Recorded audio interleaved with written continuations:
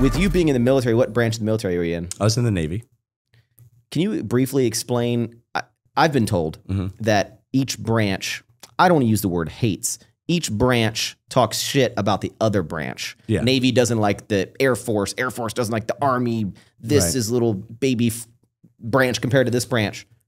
Yeah. What is your branch? Are you the cool branch? No, I don't think so. But I think that every branch makes fun of every other branch. So like the Air Force, they call the chair force because they're like desk jobs. They usually have the most cushy assignments. Like even when they go on deployments, like their accommodations are the nicest.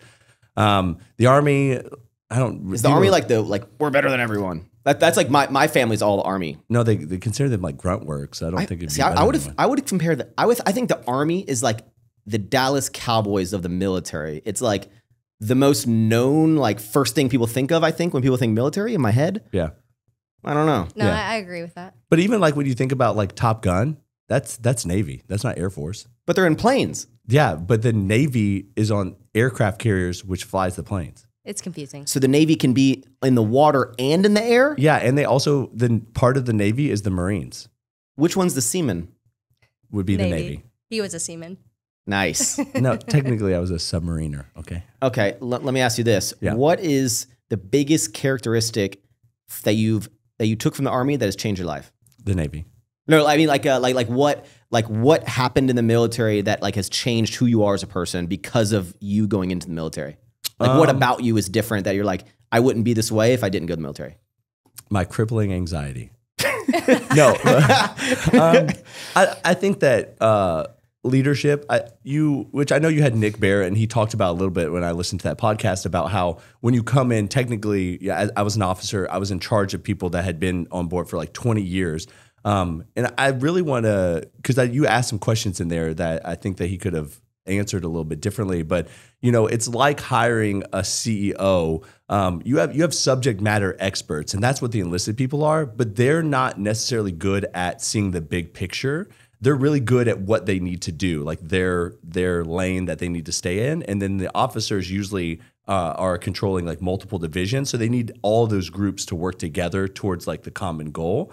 And so I think that, I learned that leadership. I learned how some people are motivated by praise. Some people are motivated by criticism. Some people, you just have different ways that you have to interact with different people to like get the most out of them. So I feel like the military, as soon as what's something that's so prestigious about the military, there's a lot of reasons, but I think it's almost like when people exit the military, there's this level of respect that everyone has for people who are in the military.